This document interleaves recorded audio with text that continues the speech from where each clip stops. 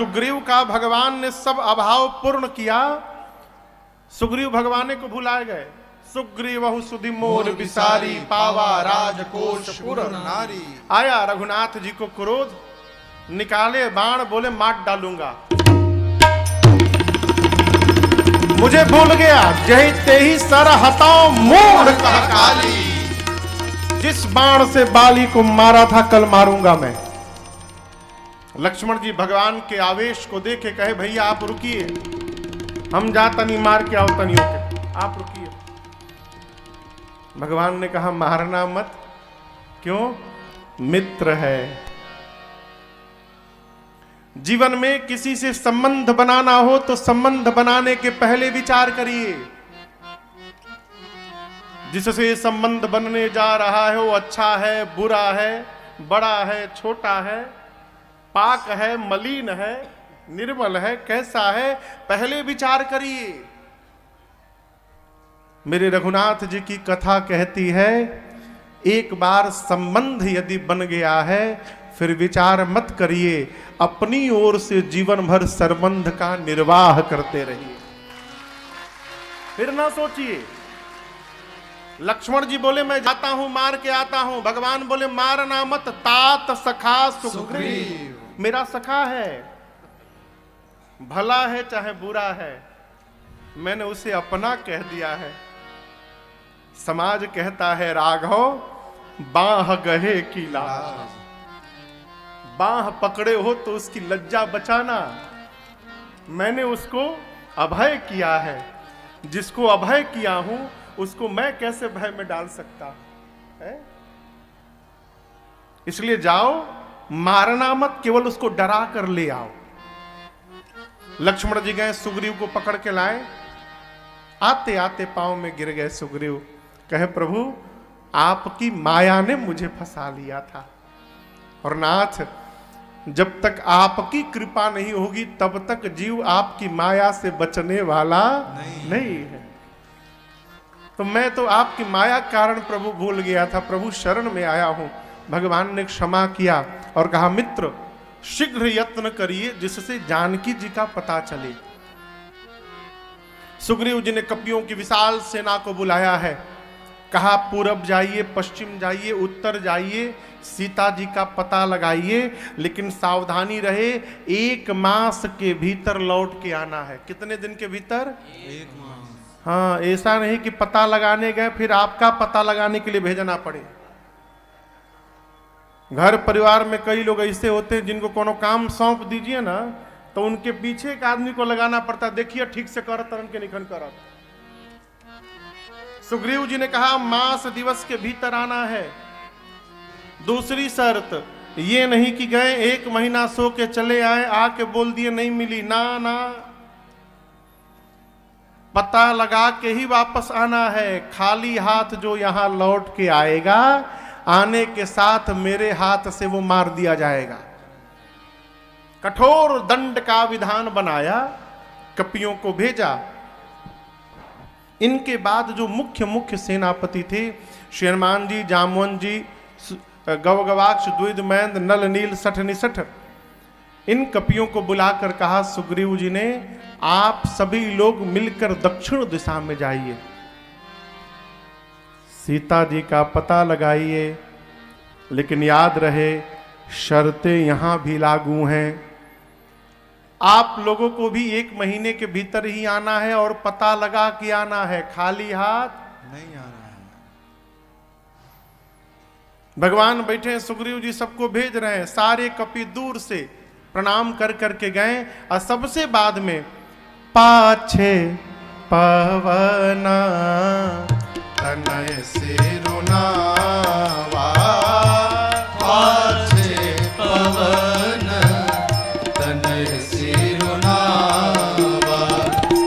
जानी काज प्रभु निकट बुलावा, जानी काज प्रभु निकट बुलावा, परसासी सरोरुह पानी, परसासी सरोरुह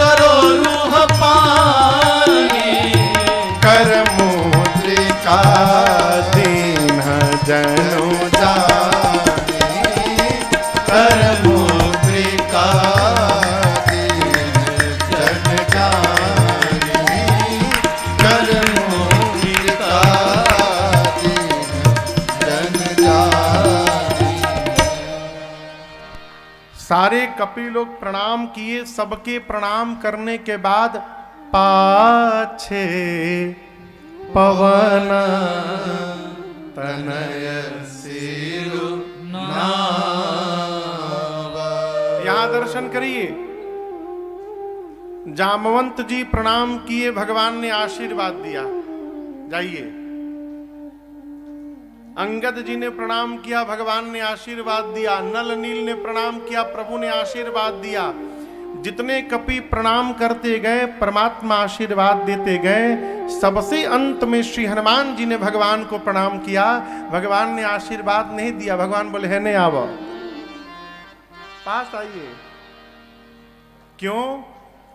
रघुनाथ जी जान रहे हैं, जा भले सब रहे हो, लेकिन काम तो हमारा हनुमान ही करके हमरे पास लौटेंगे। इसलिए प्रभु ने केवल हनुमान जी को बुलाया अपने पास। इधर आइए। श्री हनुमान जी आए, प्रभु ने सिर पर अपने वरद हस्त को रखा। इसको दुलार कहते हैं। प्रभु ने दुलार किया और कहा, अपनी संध्या की मुद्रिका निकाली, राम नाम अंकित मुद्रिका प्रभु ने निकाल कर दिया। यहां समझिएगा, वो सीता जी की अंगूठी नहीं थी। कई लोग कहते हैं कि केवट को उतराई देते समय जो सीता जी अंगूठिया राम जी को दी थी, वही राम जी दे दिए हनुमान जी को। नहीं, गलत बात। कोई भी बुद्धिमान पति अपनी पत्नी का आभूषण अपने पास नहीं रखता। और दूसरी बात, स्त्री की उंगली की अंगूठी पुरुष के उंगली में आने वाली नहीं है। उस समय मुद्रिका केवट जी को देते समय मुद्रिका मेरी मां के ही हाथ में थे। वहां चौपाई दर्शन करिए, चौपाई है, कहे कृपाल ले ही उतर आई। यदि राम जी मुद्रिका देते तो ले ही नहीं होता, कहे कृपाल ले उतर आई। राम जी देते तो लेहू होता, लेहू ले लो। यहां गोस्वामी जी कहते हैं ले ही उतराई, राम जी कहते हैं केवट मां उतराई दे रही है, ले लीजिए। केवट जी नहीं लिए। ये मुद्रिका भगवान, धातु स्पर्श करना मना है 14 साल, कोई धातु स्पर्श नहीं कर सकते। लेकिन संध्या करने के लिए केवल एक मुद्रिका स्वर्ण की भगवान पहने थे। यदि स्वर्ण की मुद्रिका हाथ उंगली में हो तो वो कुशा पहनने की आवश्यकता नहीं पड़ती। पवित्री जो पहनते हैं, स्वर्ण की यदि मुद्रिका है तो उससे काम चल जाता है। संध्या के लिए भगवान जो मुद्रिका पहने थे, राम नाम अंकित, वही मुद्रिका निकाले, श्री हनुमान जी को दिए और बोले, हनुमान बहु प्रकार सीतहि समुझाए कहि बल बिरह तुम आए हो। अनेक प्रकार से सीता जी को समझाइएगा, विरह बल बताकर शीघ्र आइएगा। हनुमान जी भगवान को प्रणाम करके चले, कपियों के साथ स्वयं प्रभा जी के पास पहुंचे। स्वयं प्रभा जी तपस्विनी थी, अपने तपस्या के बल से समस्त कपियों को कहा नेत्र बंद करिए, और स्वयं प्रभा जी ने भेज दिया समुद्र के किनारे। जब सभी कपि लोग समुद्र तट पर गए तो वही स्वयं प्रभा जी आई राम जी के पास। यहां गोस्वामी जी कहते हैं, राम जी के पास आई, आशीर्वाद लेके बद्री वन में चली गई तप करने। स्वयं प्रभा जी आई तो भगवान से अपनी इच्छा प्रकट की, प्रभु मैं आपसे विवाह करना चाहती हूं। राम जी बोले, इस जन्म में तो संभव नहीं है। इस जन्म में मैंने एक पत्नी व्रत का संकल्प लिया है। देवी जाइए, बद्री वन में जाकर तपस्या करिए। कलिकाल के चौथे चरण में जब मैं कल्कि अवतार धारण करूंगा तो आपकी मनोकामना को अवश्य पूर्ण करूंगा। वही स्वयं प्रभा जी बद्री वन कहें तो भगवान बद्री नारायण का क्षेत्र हिमालय में आज भी वैष्णो देवी बनकर तपस्या में बैठी हैं। वो जो वैष्णो मैया हैं वही स्वयं प्रभा जी हैं। भगवान कल्की की प्रतीक्षा में बैठी हैं। कपि समुद्र के तट पर पहुंचे। कपि लोग अंगद आगे समुद्र पानी देखे रोने लगे। क्यों? पानी में डूब के मर जाएंगे, पीछे जाएंगे तो सुग्रीव मार डालेंगे। अब तो आगे भी मरना है, पीछे भी मरना है। थोड़ी देर रोने के बाद निर्णय किए, न हम पानी में डूब के मरेंगे, न सुग्रीव के हाथों मरेंगे। हम लोग यहीं बैठे रहेंगे, जब तक सीता जी नहीं मिल जाएंगी हम जाएंगे ही नहीं पीछे। सारे कपि लोग समुद्र के किनारे बैठ गए। जामवंत जी लगे समझाने। वहीं ऊपर जटायु जी के भाई संपाति जी बैठे हैं। पंख नहीं है उनका, जल चुका है। नीचे देखे इतने सारे बानर। ब्रह्मा जी से मन ही मन बोले धन्यवाद ब्रह्मा जी, पंख ना होने के कारण कहीं जा नहीं पा रहा हूं। अब बहुत दिनों से भूखा बैठा हूं। एक साथ इतने बानरों को भेज दिया आपने मेरे पास, आज सबको खा जाऊंगा। अंगद सुने खाने वाला ऊपर आ गया।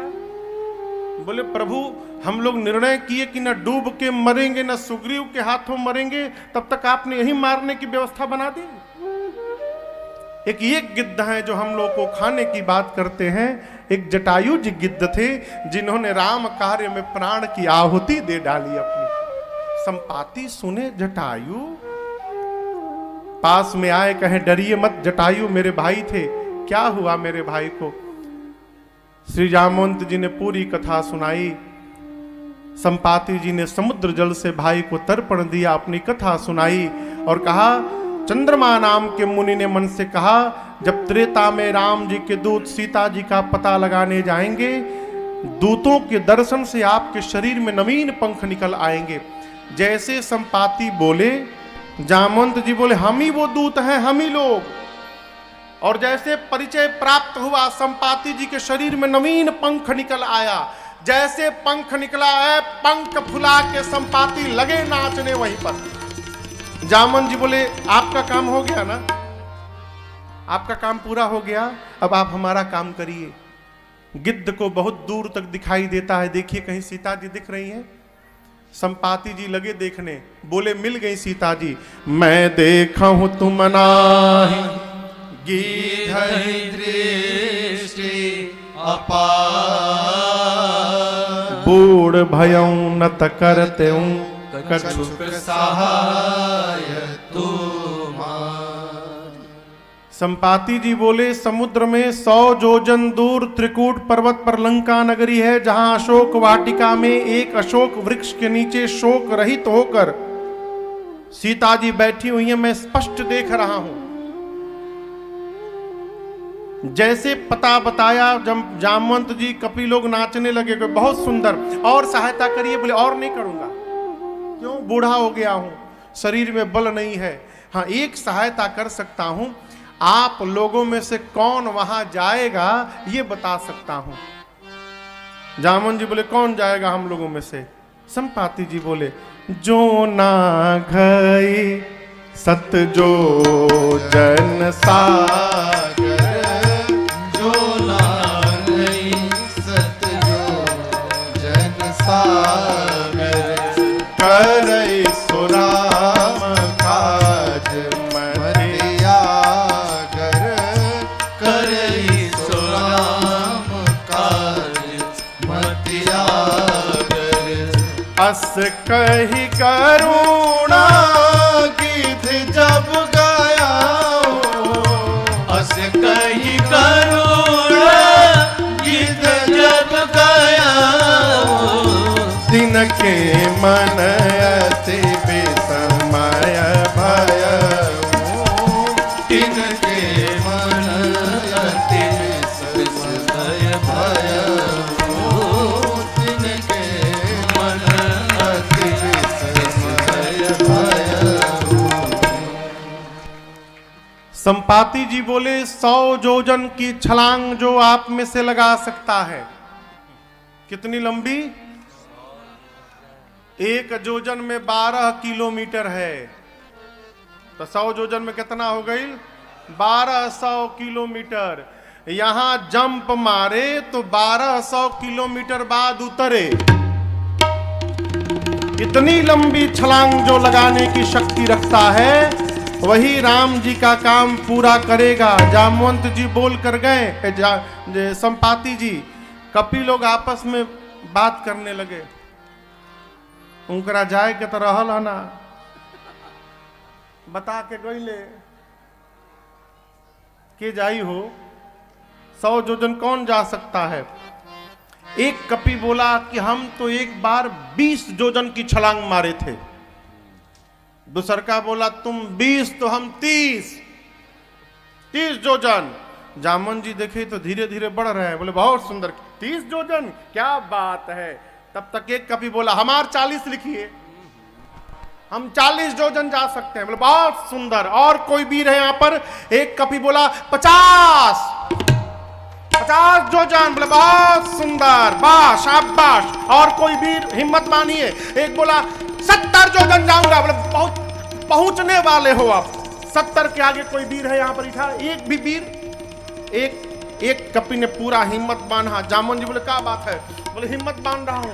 बोले जल्दी बोल। बोला 90 योजन जाऊंगा। बस पहुंच गए, एक बार और बांध दो, 100 पहुंच जाओगे। और हिम्मत बांधो, 90 के आगे कौन वीर जाएगा? अब कोनो सांसें नहीं ले।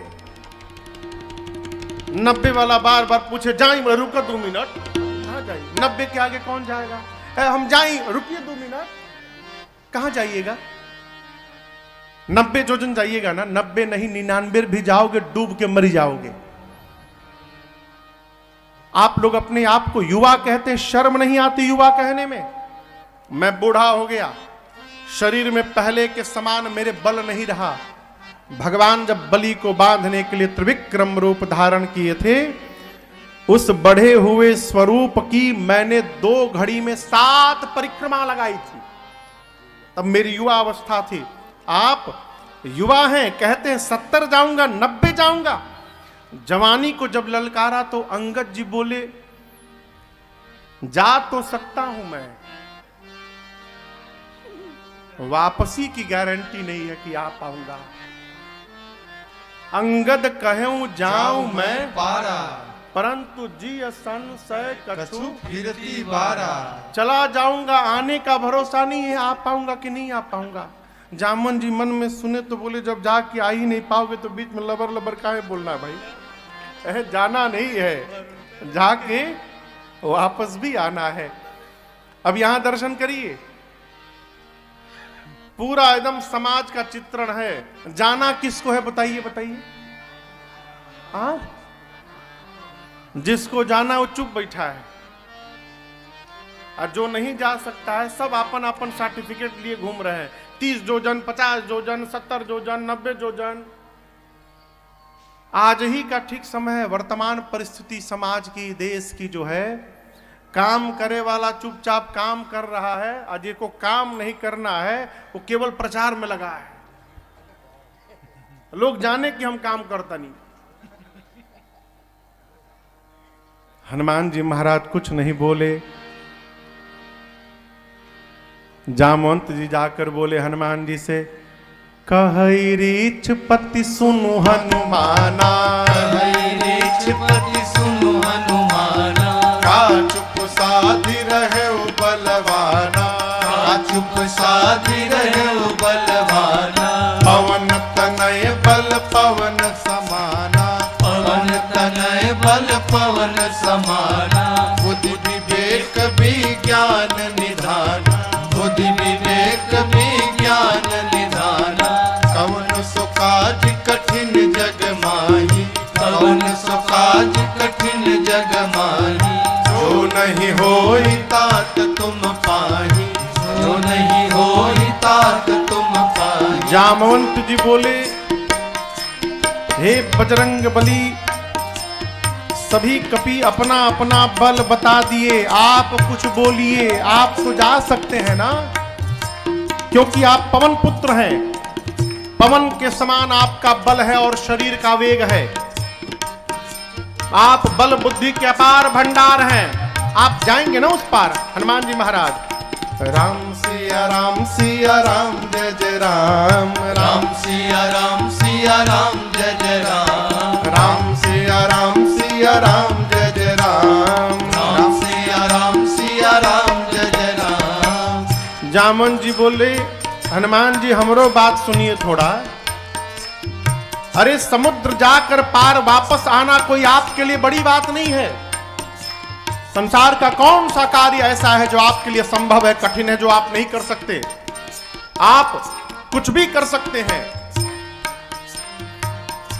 जाएंगे ना उस पर हनुमान जी आप? हनुमान जी महाराज राम सिया राम जय जय राम राम सिया राम जय जय राम राम सिया राम जय जय राम राम सिया राम जय जय राम। जामन जी बोले कीर्तन करने के लिए आए हैं यहाँ पर। ये कीर्तन करने का टाइम है अभी। आपका अवतार क्यों हुआ है आपको कुछ याद है? हनुमान जी बोले कुछ नहीं याद है। जामवंत जी स्मरण दिलाए, राम काज लगी तव अवतारा सुनत ही भयउ पर्वताकारा। राम काज लगी तव अवतारा सुनत ही भयउ पर्वताकारा। जामन जी बोले हे बजरंग बली, आपका अवतार ही राम कार्य के लिए हुआ है। हनुमान जी सुने, राम काज लगी मम अवतारा सुनत ही भयउ पर्वताकारा। हनुमान जी महाराज विराट रूप धारण कर लिए, सिंह की आवाज में दहाड़ने लगे, मानो पर्वत खड़ा हो गया हो। बोले जामवंत जी आपने कहा कोई समुद्र पार नहीं कर पाया, मैं खेल खेल में लांघ जाऊंगा। सिंहनाद करी बारह बारा, सिंहनाद करी बारह बारा। लीलहि नाघऊ जल निधिखारा, लीलहि नाघऊ जल जाऊंगा निधिखारा। सहित सहाय राम नहीं मारे, सहित सहाय राम नहीं मारे। आनौ इहाँ त्रिकूट उपारे, आनौ इहाँ त्रिकूट उपारे। जामवंत मैं पूछूं तो ही, जामवंत मैं पूछूं तो ही। उचित सिखावन दीजहु मोहि, उचित सिखावन दीजहु मोहि। हनुमान जी पर्वत का आकार धारण कर लिए। सारे कपि लोग ऐसे देखने लगे, अरे इतना बड़ा। हनुमान जी बोले खेल खेल में समुद्र लांघ जाऊंगा, रावण को पकड़ के मसल के मार दूंगा, नहीं तो रावण को सेना के साथ पकड़ के रगड़ के समाप्त कर दूंगा, नहीं तो कहिए पूरी लंका को त्रिकूट पर्वत के समेत हाथों में उठाकर और आपके सामने लाकर रख दूंगा। क्या करूं? जल्दी बताइए क्या करूं? रावण को मार के आऊं, रावण सेना सबको मार के आऊं, कि लंका को उठा के लाऊं? जामन जी बोले पहले नीचे आइए, कम डाउन, बराबरी में आइए। न रावण को मारिएगा, न सेना को, न लंका को लाइएगा, कुछ नहीं करिएगा। हनुमान जी बोले फिर करूंगा क्या? जामन जी बोले इतना करहु तात तुम जाए, इतना करहु तात तुम जाए। सीतहि देखी कहु सुधि आए, सीतहि देखी कहु सुधि आए। सीतहि देखी कहु सुधि आए। जामन जी बोले चुपचाप जाइएगा, एकदम चुपचाप, किसी से बात होत नहीं करना रास्ता में, चुपचाप जाइएगा। सीता जी को देखिएगा और आकर रघुनाथ जी को सीता जी की सूचना दीजिएगा।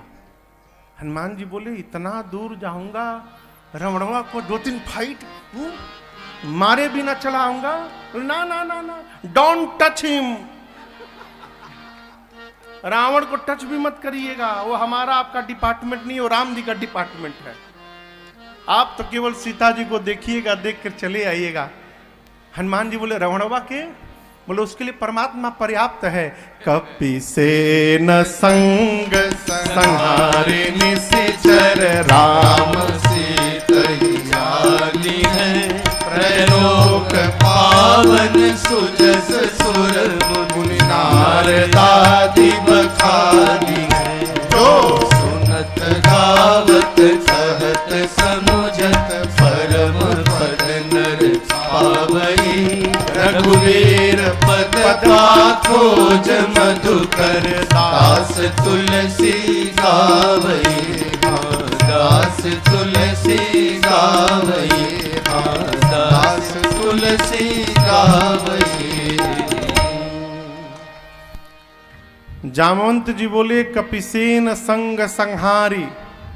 कपिसेन संग, कपियों की सेना संग में रहेगी। संहारी निशिचर राम, राम जी निशाचरों का संहार करेंगे। और राम सीता ही आनी है, राम जी ही सीता जी को लाएंगे। नारद आदि मुनि त्रैलोक्य भगवान के इस सुयश का गान करेगा।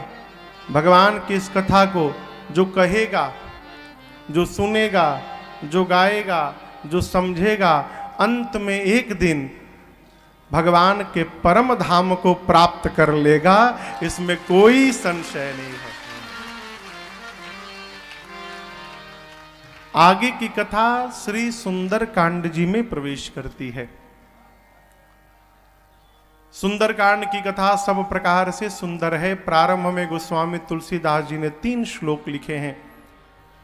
पहले में श्लोक में भगवान श्री राम को प्रणाम किया है। शांतम शाश्वतम अप्रमेय अनघम निर्वाण शांति प्रदम ब्रह्मा शंभु फणीन्द्र सेव्य मनीषम वेदांत विद्यम विभुम रामाख्यम जगदीश्वरम सुरगुरुम माया मनुष्यम हरि वंदे हम करुणाकरम रघुवरम गोपाल चूड़ामणि। पहले श्लोक में। दूसरे श्लोक में गोस्वामी तुलसीदास जी अपने मन के इच्छा को बताते हैं। नान्यास्पृहा रघुपते हृदये स्मदीये सत्यं वदामि च भवान् अखिलान्तरात्मा भक्तिं प्रयक्ष रघुपुंगवने भरामे कामादि दोष रहितं कुरु मानसं। गोस्वामी जी कहते नान्या स्पृहा, स्पृहा यानी इच्छा, मेरी कोई दूसरी इच्छा नहीं है प्रभु, केवल एक इच्छा है। सत्य बता रहा हूं, सत्यम वदामि च। क्यों? आप सबकी अंतरात्मा में रहते हैं। भगवान अखिलांतरात्मा, आप सबकी अंतरात्मा में है। आप जान राम क्रोध मद मोह। श्लोक में हनुमान अतुलित बल धामम। हे हनुमान जी, आप अतुलित बल के धाम हैं। हेम शयमान है। दनुज वन कृशानम। चौथा ज्ञानी नाम अग्रगण्यम, आप ज्ञानियों में अग्रगण्य हैं। पांचवा स्वरूप सकल गुण निधानम, समस्त सद्गुणों के धान है। मैया ने वरदान दिया अजर अमर गुण निधि सुत हो सकल गुण निधानम। छठवा वानराणा मधीशम, धरती के समस्त वानरों में हनुमान जी आप श्रेष्ठ हैं। कौगो बचल हो? कौगो बचल? दुई गो। सातवा रघुपति प्रिय भक्तम, आप रघुनाथ जी के प्रिय भक्त हैं। और आठवा वात जातम नमामि, वात जातम यानी आप वायु पुत्र हैं, आप पवन पुत्र हैं। ये हनुमान जी का अष्ट स्वरूप है। और ये अष्टो स्वरूप को समन्वित करके गोस्वामी तुलसीदास जी महाराज ने इस सुंदर कांड की रचना की है। इस कांड में गोस्वामी तुलसीदास जी ने हनुमान जी का 8 रूप दिखाया जगह जगह पर। अतुलित बलधामम, यहां समझिएगा, हनुमान जी से कहा गया हनुमान जी आप अतुलित बलधामम हैं। हनुमान जी बोले बिल्कुल नहीं, मैं अतुलित बलधामम नहीं हूं, मेरे में अतुलित बल नहीं है। जिनके अंदर अतुलित बल है उनका मैं धाम हूं, अर्थात अतुलित बल वाले रघुनाथ जी मेरे हृदय रूपी घर में रहते हैं। ये शरीर उनका धाम है, अतुलित बल धामम। मैं अतुलित बलशाली नहीं हूं, अतुलित बलशाली तो मेरे राघवेंद्र सरकार हैं, और वो अतुलित बल के जो मालिक हैं, ये शरीर उनका धाम है, वो परमात्मा मेरे में ही रहते हैं। हनुमान जी खोल के दिखा दिए, देखिए है कि नहीं है। ये है अतुलित बल धामम। हेम शैलाभदेहम, अभी आपने दर्शन किया, हनुमान जी ने विराट रूप का दर्शन कराया। धनुज वन कृशानम, अगर चोइटा छुड़ा दिए हो हनुमान जी मार मार के, ऐसा रगड़े हैं हनुमान जी। धनुज वन कृशानम ज्ञानी नाम अग्रगण्यम, ज्ञानियों में अग्रगण्य है। कैसे पता चला? हनुमान जी से राम जी ने ये नहीं बताया कि सीता जी से क्या कही बल बिरह बेगी तुम। अच्छा आप देखिए, भगवान ने हनुमान जी को कितना दुरूह कार्य सौंपा है। भगवान बोले कि सीता जी से कहना मेरे विरह को सुनाइएगा। पत्नी का विरह कैसा होता है ये हनुमान जी महाराज का जाने हो, बाल ब्रह्मचारी। आप सोचिए, हनुमान जी बाल ब्रह्मचारी हैं, वो का जाने पत्नी का विरह कैसा होता है। भगवान ने ये भी नहीं बोला कि क्या क्या बताना है। मां जानकी के समय सन्मुख भगवान की जो व्यथा प्रकट की है, मां सुनी तो मां विभोर हो गई। ये ज्ञानियों का व्यवहार है। ज्ञानी नाम अग्र गण्यम सकल गुण निधानम, समस्त सद्गुणों के खान है। केकरा वानराणा मधीशम, वानरों में अग्रगण है। क्यों? जिस कार्य को कोई कपि नहीं कर पाया, उस कार्य को हनुमान जी महाराज करके लौट आए, इसलिए वानराणा मधीशम, वानरों में श्रेष्ठ हैं। एक बात का बचल हो, रघुपति प्रिय भक्तम, रघुपति प्रिय भक्तम, भगवान राम के प्रिय भक्त हैं। इसलिए राम जी को कहना पड़ा कि सुनु सुत तो ही उऋण मैं नाही, देखे करे विचार मन माही। हनुमान जी जब सीता मैया का पता लगाकर आए तो राम जी बोले, हनुमान जी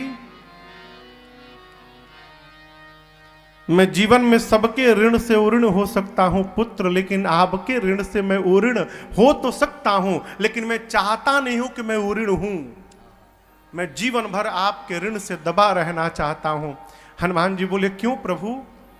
भगवान ने कहा, पुत्र मेरे जीवन में संकट आया, आपने मेरे ऊपर उपकार किया, मुझे संकट से बाहर निकाला। यदि मैं उपकार का बदला चुकाने जाऊंगा तो उसके लिए पहले मेरे पुत्र के जीवन पर संकट लाना पड़ेगा, और तब मैं आपको संकट से बाहर निकालूंगा।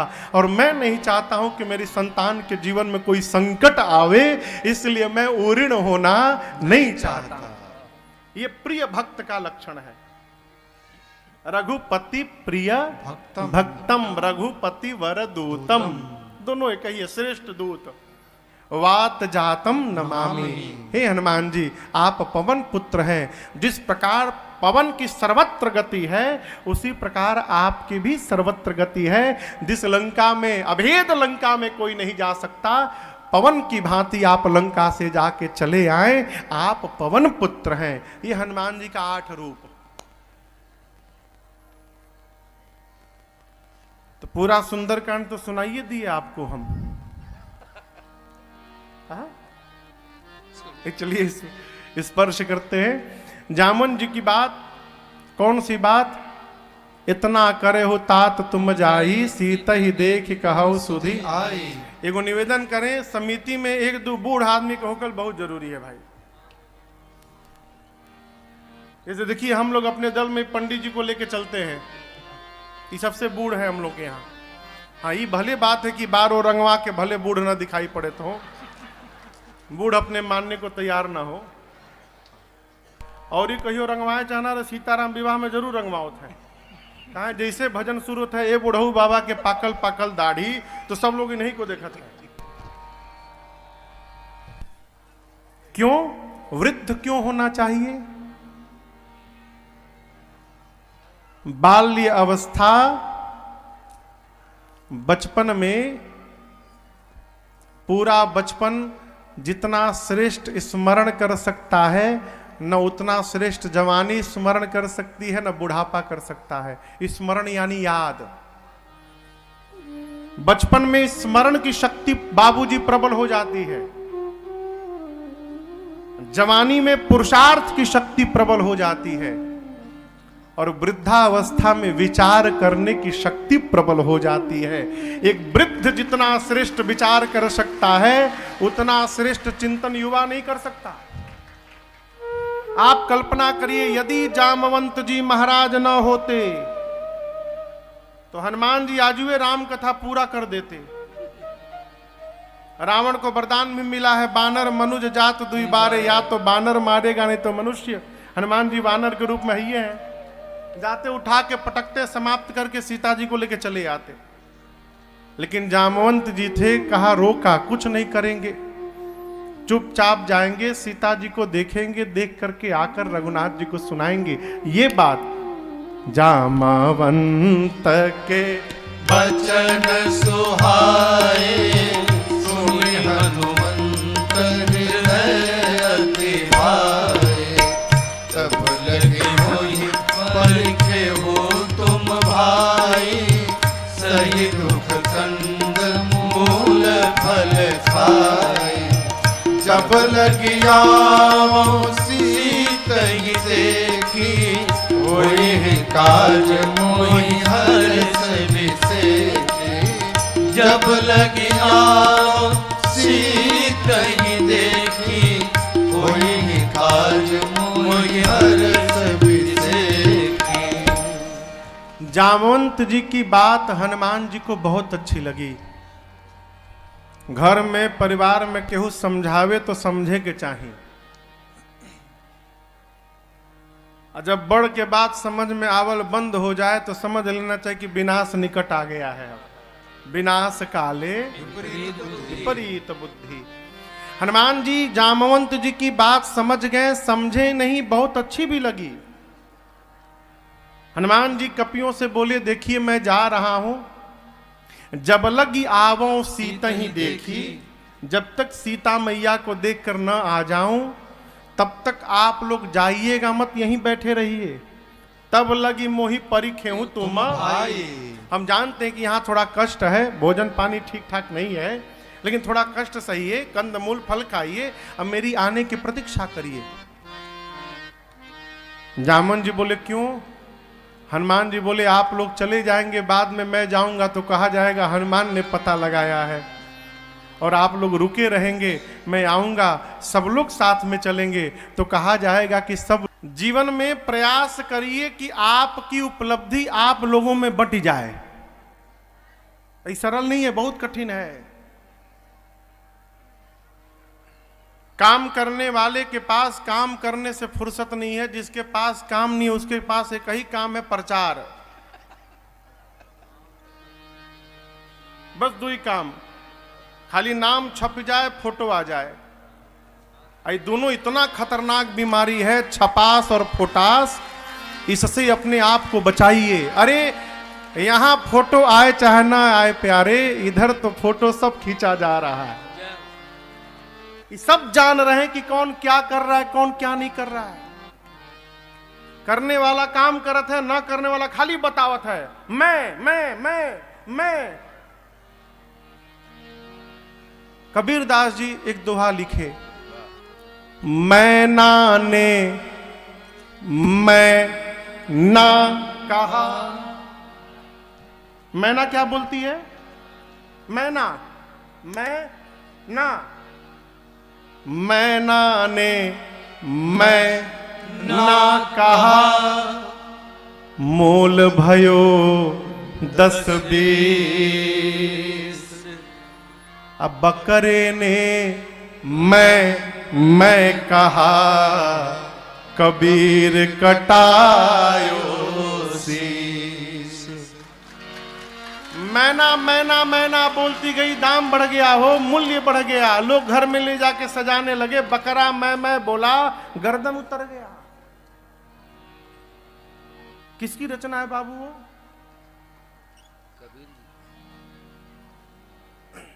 भिक्षु जी। बता तेरे मुख को कौन खोलता है।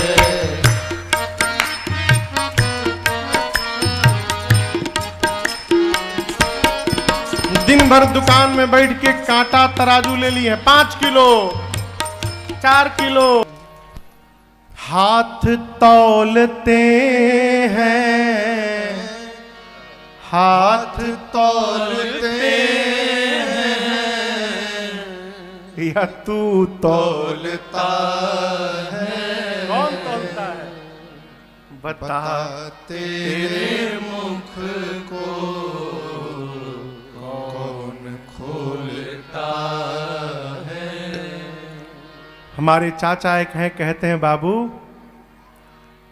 पुष्प में यदि खुशबू होगी ना, अगल बगल से गुजरने पर अपने आप पता चलता है कि इस पुष्प में खुशबू है, बताना नहीं पड़ता। और जिसको सुंघाना पड़ रहा है, एकरा माने नकली है। हाँ। हमारी कलकत्ता पहले एक जन थे, अभी भी हैं भैया हमारे एक, तो बाबूजी एक बार उनको बोले कि नहीं, ये बार गए किसी काम से पेमेंट लेने कलकत्ता, तो एक सेंट लेके आए, सेंट। तो बड़े खुश थे। बाबूजी से बोले, तिवारी जी आज ऐसा सामान हाथ भेटाइल बा हमारी। तो बाबू बोले, का भेटा गया हो?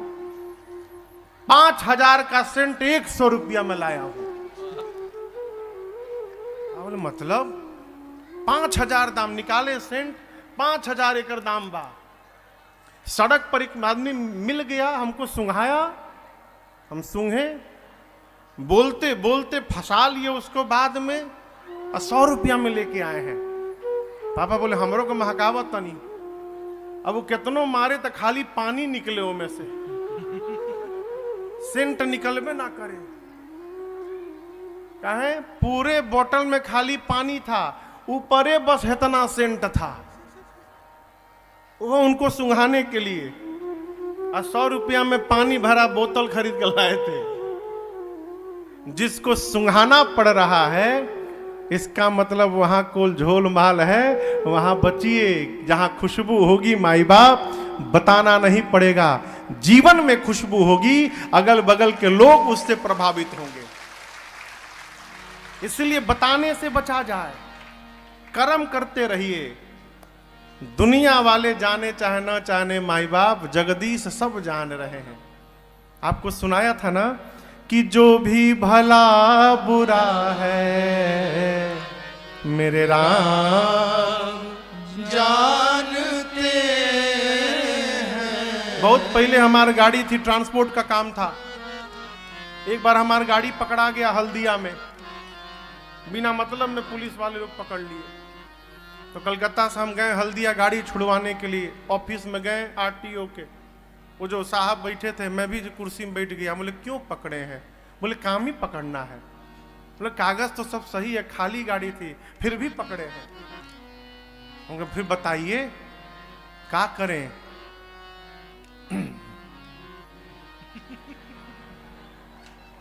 अब मेरा पहला एक्सपीरियंस था, आपको समझे नहीं पाए और बार बार अरे हम बोले भाई हमकरा बुझात नहीं खे, हमें बुझते पारची ना किचू। हम बांग्ला में बोले कि हम कुछ समझ नहीं पा रहे। बोले पहली बार गाड़ी पकड़ा है क्या? क्योंकि हमारे रहते पहली बार पकड़ा है साहब। आप साहब बोलिए 5000 टाका, 5000 रुपया लगेगा। हम तुरंत बैग खोले, अरे ना ना ना ना ना ना ना ना ना ना, तो हम सोचे लगता माफ कर दिया। हम रख लिए, चुपचाप गिन लो, हाथ में दबा के इधर आओ। हम हाथ में दबा के उधर गए और वो अपन ड्रावर खोले, बोले इसमें डाल दो। हम डाल दिए, ड्राइवर बंद किए, जाके बैठ जाओ, कागज लो, गाड़ी लेके जाओ। उस समय तो कुछ नहीं हुआ। अभी हम सोचते हैं कि उनको लग रहा था कि कोई देख नहीं रहा है। यही नहीं लग रहा था कि हम चुपचाप बुलवाए, हाथ में मुड़वा के ड्रॉर में डलवा दिए, कोई देख नहीं रहा है। लेकिन क्या ये भी नहीं देख रहे हैं? आप उदाहरण समझिएगा। आदमी जब स्वयं गलत करता है तो सोचता है कि कोई नहीं देख रहा है, और जब उसके साथ कोई गलत करता है तो कहता है जा जा भगवान सब देखता रन। अरे तुम्हारे साथ हुआ तो भगवान सब देख रहे हैं, तुम जो कर रहे हो भगवान नहीं देख रहे हैं।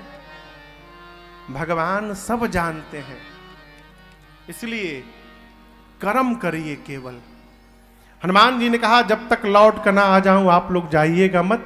प्रणाम करके चले सिंधु तीर एक भूधर सुंदर सुंदर नाम के पर्वत पर हनुमान जी कौतुक कूदी चढ़े, उताऊ पर चढ़े और बार बार रघुवीर संहारी, बार बार भगवान के नाम का जय घोष किए। जय श्री राम, जय श्री राम, जय श्री राम, जय श्री राम, जय श्री राम, जय श्री राम, जय श्री राम, जय श्री राम। बार बार रघुवीर संहारी, तरकऊ पवन तनय बलहारी। हनुमान जी चले, जितने वेग से हनुमान जी गए ऊपर उतना वेग नीचे गया। Newton third law of motion, to every action there is an equal and opposite reaction. प्रत्येक क्रिया के बराबर विपरीत दिशा में प्रतिक्रिया होती है। जितने फोर्स से हनुमान जी ऊपर गए उतना फोर्स अपोजिट डायरेक्शन में गया नीचे। परिणाम पाताल तक सब खड़बड़ा गया हो। लिखा है चले उसोगा पाताल तुरंता, पाताल कांप उठा। धरती के 7 तल नीचे है, अतल बीतल सुतल तलातल महातल रसातल, तब जाकर पाताल। 7 तल कांप गया एकदम।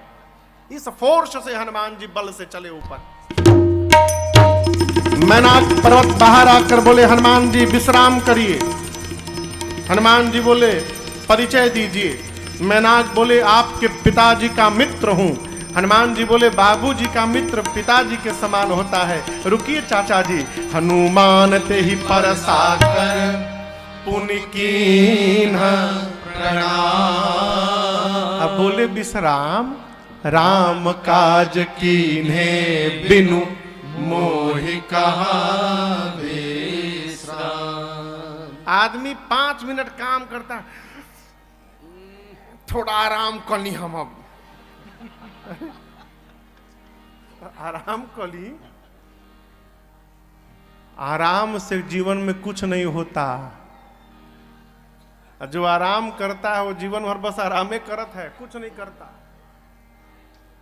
बहन जी, जीवन में लक्ष्य यदि प्राप्त करना है तो आराम छोड़िए। जब तक लक्ष्य की प्राप्ति ना हो जाए तब तक जीवन में चैन मत आने दीजिए। बेचैनी बनी रहे कि लक्ष्य को प्राप्त करना है। हनुमान जी बोले जब तक राम जी का कार्य नहीं कर लेता आराम लेने वाला नहीं। मोहि कहाँ विश्राम, कोई विश्राम नहीं। प्रणाम सीताराम, चल पड़े। अच्छा आप बताओ कंपन कहां तक गई थी? पाताल में। उसी पाताल में रावण के डर के मारे देवता बैठे हैं। रावण के डर के मारे देवता या तो पाताल में भाग जाते हैं, नहीं तो पहाड़ के कंदरा में गुफा में छुप जाते हैं। तो क्या रावण गुफा में नहीं चला जाएगा? नहीं जाएगा। देवता जानते कि रावणवा ही जाई ना। गुफा का द्वार छोटा होता है, गुफा में जाने के लिए सिर को झुकाना पड़ेगा। और देवता जानते हैं कि रावण जीवन में झुकना नहीं जानता है, बिना झुके भीतर नहीं आएगा, इसलिए यहां रावण आने वाला नहीं है। चौपाई कहती है, मैं अपने मन से नहीं कह रहा हूं। रावण आवत सुनेव सकोहा, देवन तके मेरु गिरि क्रोहा। रावण आ रहा है सुन के देवता मेरु गिरि के कंदरा में छुप जाते हैं। यहां देवता सोचे, कांपने लगा सब कुछ। क्या बात है? एक देवता पता लगा कर आए, बोले हनुमान जी लंका जा रहे हैं। तो जब आदमी अपने कहीं से पिट के आया रहता है मार खा के, तो दूसरे के बारे में भी यही सोचता है कि जैसे हम गए थे तो प्रसादी भेटाइल रहे, इनकरो भेटाई। देवताओं को हनुमान जी के बल बुद्धि पर विश्वास नहीं है। परीक्षा लेने के लिए सुरसा को भेजा। सुरसा आके अगवे खड़ी हो गई, बोली खाऊंगी। हनुमान जी बोले बहुत ढेर भूख लागल बा, बोले बहुत जोर से, अभी खाऊंगी। हनुमान जी बोले थोड़ी देर बर्दाश्त कर लो, माँ की सूचना प्रभु को दे देता हूँ, तब तब बदन पैठियऊं, सत्य कहूं मोहि जान दे। सही बोलता नहीं माई, माई की सूचना प्रभु को सुना दूंगा, उसके बाद अपने आप तुम्हारे मुख में चला जाऊंगा। जाने नहीं दी, बोली अभी खाऊंगी। हनुमान जी बोले मुंह खोलो, खाओ। शुरू भी जो जन भरते ही बदन पसारा, जो जन भरते ही बदन पसारा, कपितन तीन दुगुन विस्तारा, कपितन कीन दुगुन विस्तारा। सोरह जो जन मुक्त ठयो, सोरह जो जन मुक्ते ठयो, तुरत पवन सुतवती सभयऊ, तुरंत पवन सुतवती सभयो। जस जस सुरसा बदन बढ़ावा, जस जस सुरसा बदन बढ़ावा, तासु दून कपि रूप दिखावा, आसुदून कपि रूप दिखावा। सत जो जन तेहि आनन की भान, सत जो जन तेहि आनन की भान। अति लघु बनाया हनुमान जी 2 योजन, सुरसा 4 योजन, हनुमान जी 8 योजन, सुरसा 16, हनुमान जी 32। सुरसा गोस्वामी जी कहते हैं बढ़ते बढ़ते सुरसा ने 100 योजन का मुख खोला, सत जो जन तेहि आनन। आनन यानी मुख की लंबाई है, शरीर की 100 योजन का हो जाऊंगा तो लगभग 2500 किलोमीटर। आधा शरीर राम जी के पास, आधा दें सीता जी के पास। फिर भगवान सोचेंगे हनुमान जी कर का रहे हैं। बढ़ने अति लघु, लघु नहीं अति, आधी घंटा रहे वहां पर। क्या किए? रिपेयरिंग। भीतर इतनी गड़बड़ी थी, किडनी बाहर आए। सिर्फ देवताओं ने मुझे आपके बल बुद्धि का पता लगाने के लिए भेजा था। हनुमान जी बोले पता चला? सुरसा ने कहा बढ़े हुए स्वरूप का दर्शन मिला, जिससे आपके बल का पता चला और मुझसे छुटकारा पाने पार भंडार है। राम काज सब करिहु तुम बल बुद्धि से चले ओ हनुमान। चले हनुमान जी समुद्र में लंका के पार किए। जय मारुत सुत बीरा, बारिधि पार गयो मति धीरा। एक लंका के एक शिखर पर गए, चारों तरफ लंका को देखे निंदरे, शोक चल सिमोहि निंदरी। जान ही नहीं मरम सठ मोरा, मोर आहार जहां लगी चोरा। जान ही नहीं मरम सठ मोरा, मोर आहार जहां लगी चोरा।